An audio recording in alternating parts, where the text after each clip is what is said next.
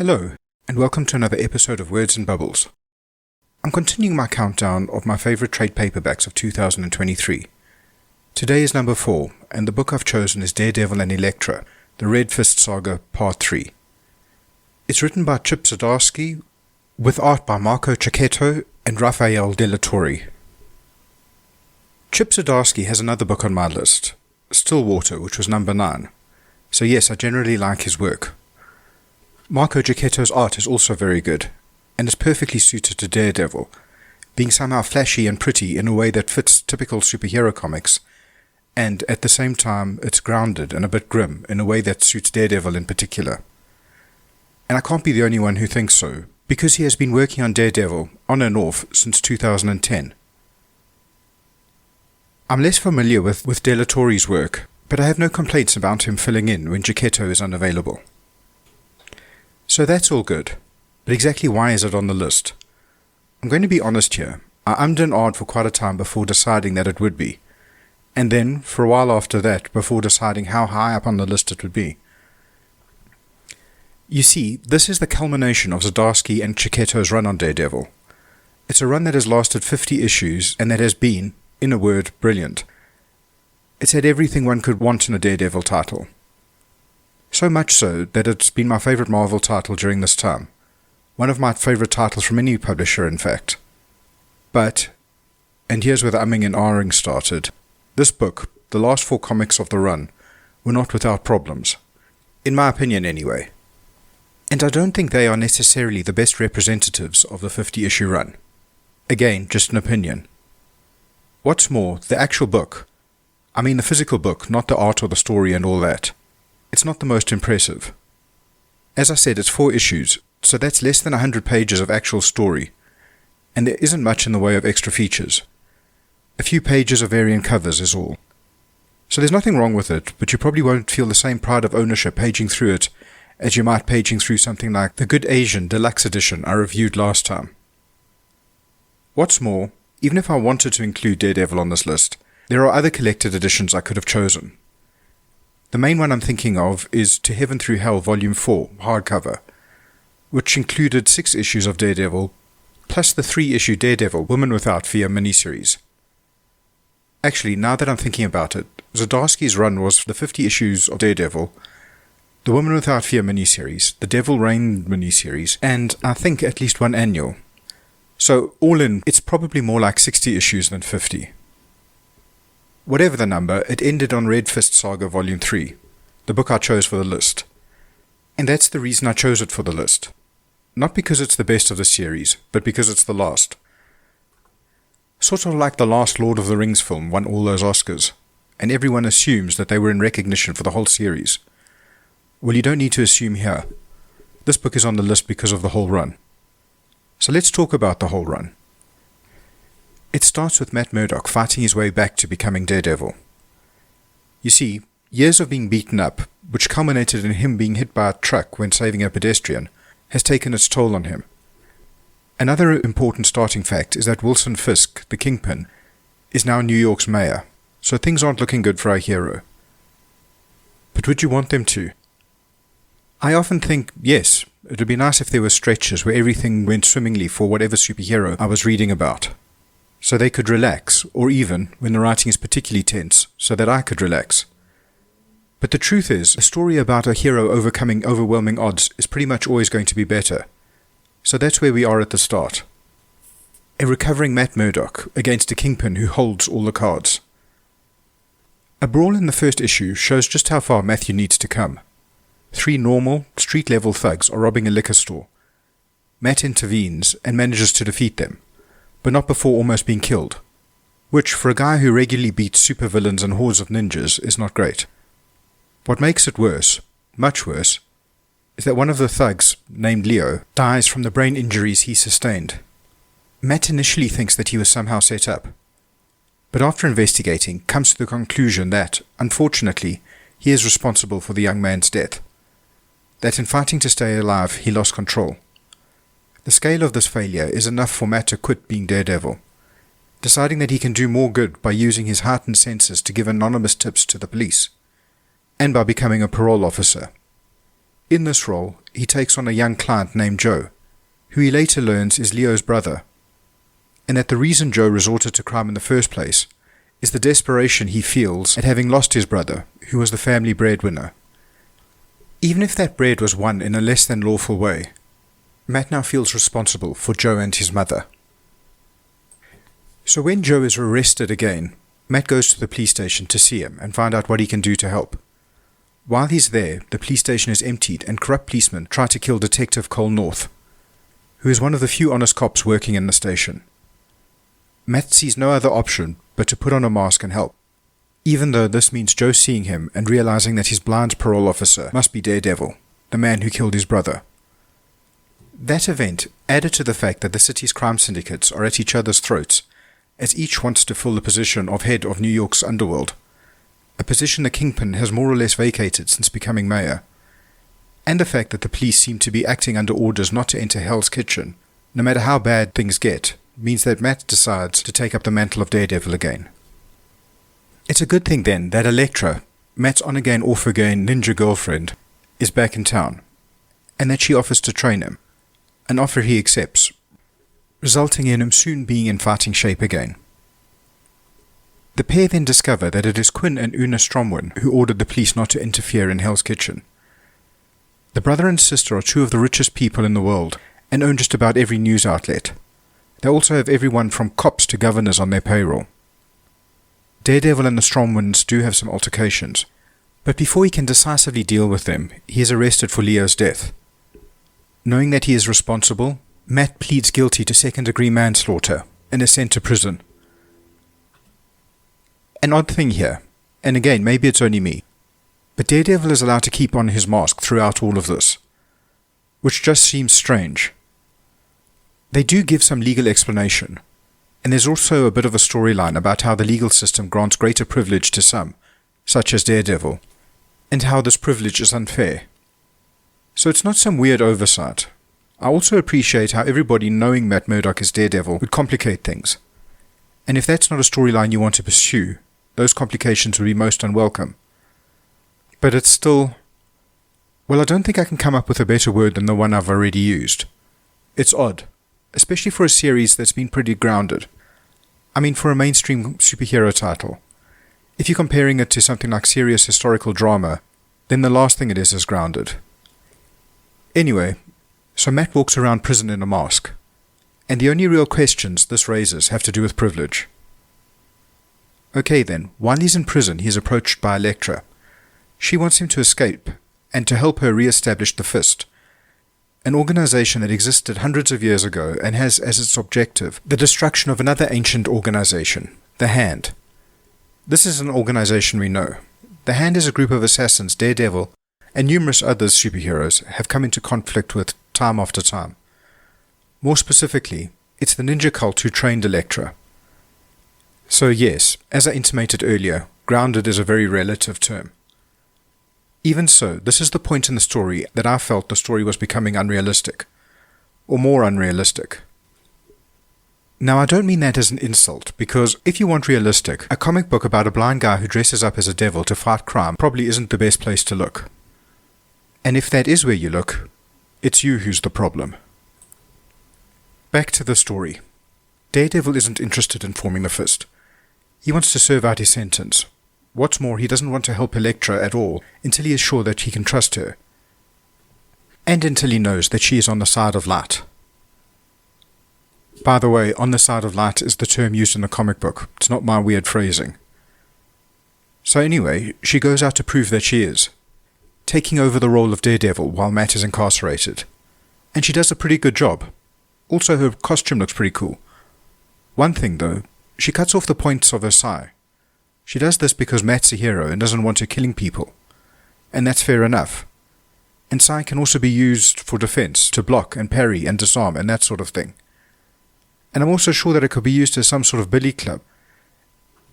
And as a billy club is a weapon Matt's Daredevil traditionally uses, I suppose this is a nice parallel between both of their Daredevils.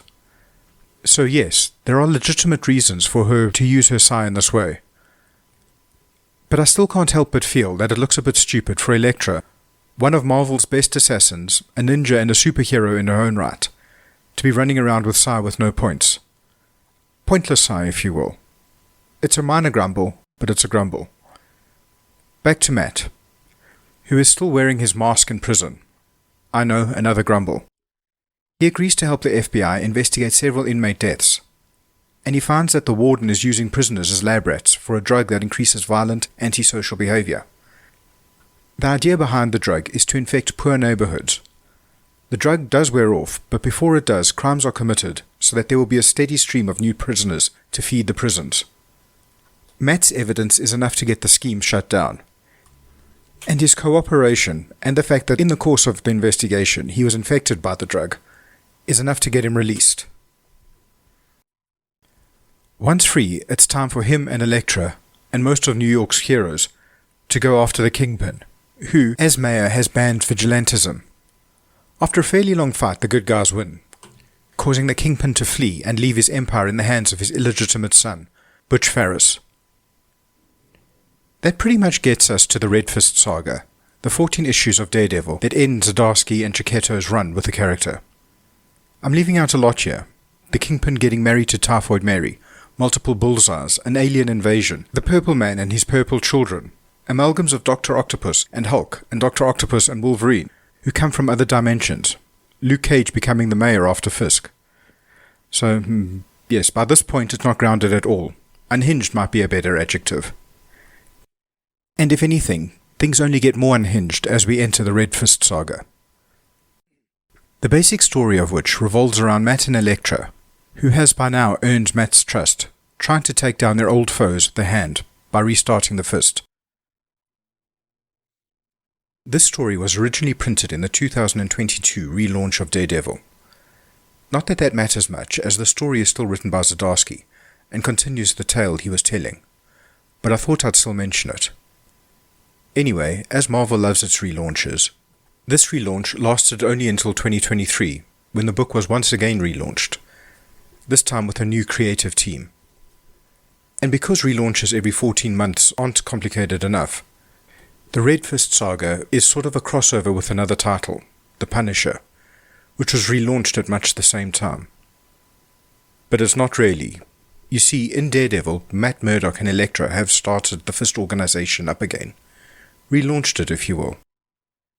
They freed a number of supervillains from the Myrmidon superhuman prison, and have offered the prisoners a chance at rehabilitation and at redemption, and, if they wanted, a purpose, to bring down the evil Hand.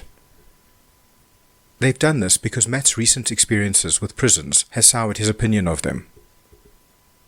Added to these are some of Matt's old allies, Foggy, Stick, and a hairier than usual Doc Samson, who I refuse to call Doc Sasquatch. Together, they've moved to an island near Russia and have taken to calling themselves the Fist. On the other side of the coin, the Hand have chosen a new leader, Frank Castle, also known as the Punisher. How and why they did that, and what happens after they did, is shown in Jason Aaron's 12-part Punisher series, which is reprinted in the 2 Punisher King of Killers trade paperbacks, which are actually also pretty good. So these 2 titles run in parallel, for the most part. They do intersect about halfway through their respective runs. But even here, it's more like the characters have guest appearances in the opposing title than it is like a proper crossover, as, whichever of the 2 titles you're reading, you're still given the information you need to follow that title. Still, I felt that reading both adds depth.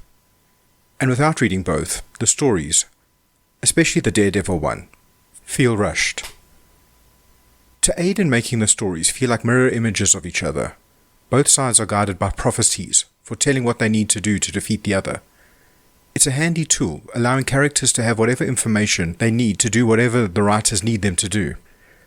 But this aspect of the story often feels a little forced, and a lot convenient.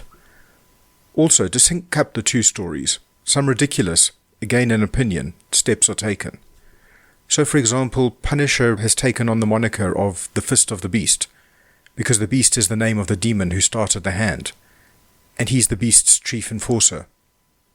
Not bad on its own. But then they decide to identify Daredevil as the Beast of the Fist, because he works for the Fist, and is a beast, I suppose. So the Fist, which is led by the Beast of the Fist, is fighting the Hand, which was formed by the Beast and is now being led by the Fist of the Beast. Yes, I think that's all correct. I can't help but think that although these names work in isolation, they really don't work well in concert. It's all a bit much. Reining in this digression, while Daredevil is making plans to go up against the Hand, what is the Hand doing? First thing is that they are capturing the sort of people Frank Castle thinks need to be punished. Rapists, murderers and the like, and bringing them to him so that he can kill them. Unbeknownst to him, they have also found a talisman that allows them to banish the souls of the dead to hell, but at the same time reanimate the bodies of those dead under the control of the Hand. They are using this talisman to kill world leaders and take control of their bodies. They have also partnered with the Stromwinds, because the Hand could do with some of the Stromwinds' money, and the Stromwinds could do with more world leaders in their pocket. Okay, so the Fist and the Hand fight. The Fist lose, but they manage to steal the talisman.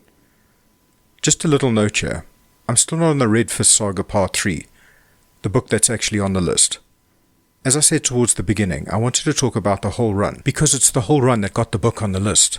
Having said that, I will hurry up a bit here, because I'm sure that there are things that you should be doing.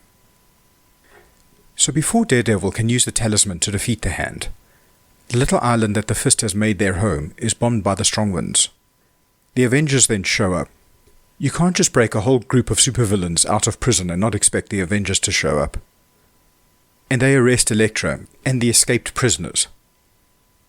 Oh, also, it is revealed that Foggy was a plant by the Hand, that he died months earlier and has been replaced.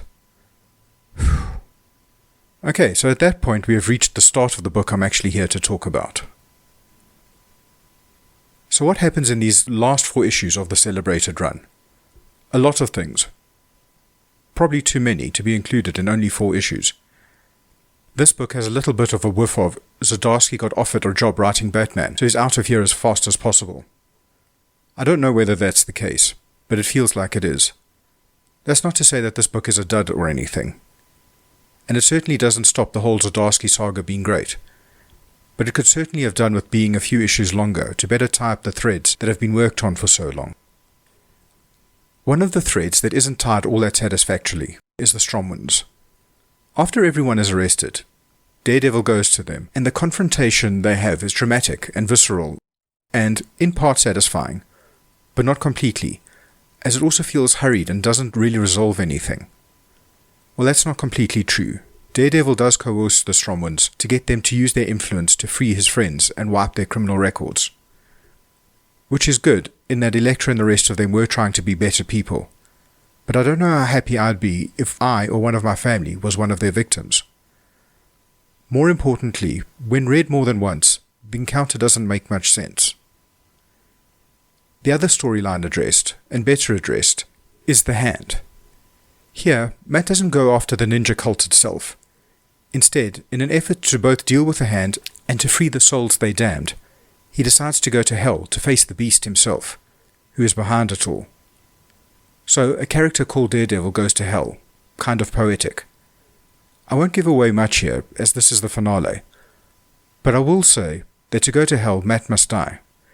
Electra prevents him from doing this himself, but, and this is my last gripe, she apparently sharpened her sai again. So it's sharp to talk to her boyfriend, but blunted to fight villains.